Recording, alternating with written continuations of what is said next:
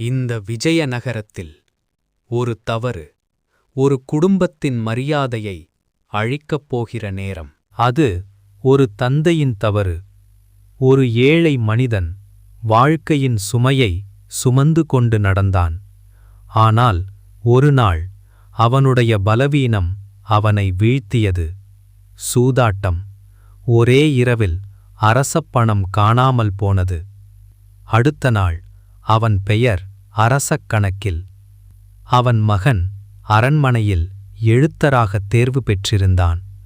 ஆனால் அரண்மனை சுவர்களில் ஒரே குரல், திருடனின் மகன். அவன் தலை குனிந்தது.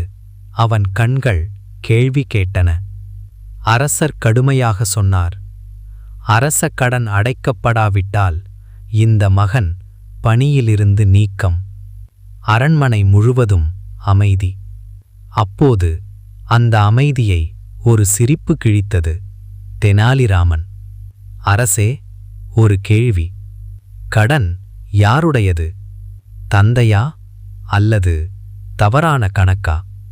அரசர் கண்கள் சுருங்கின. அரண்மனை சத்தமின்றி காத்தது. அடுத்த நாள் அனைத்து கடன் பதிவுகளும் அரண்மனையில்.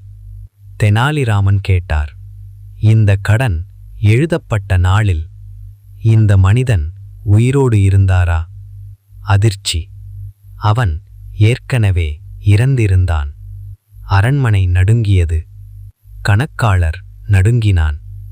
அரசே, தவறு என்னுடையது. அரச பணத்தை அவன் இழந்திருந்தான்.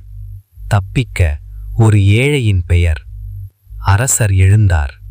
தந்தையின் பெயரை வைத்து மகனை தண்டிப்பது அரச தர்மம் அல்ல. மகன் மீண்டும் பணியில். கண்ணில் கண்ணீர், மரியாதை. குற்றவாளிக்கு தண்டனை.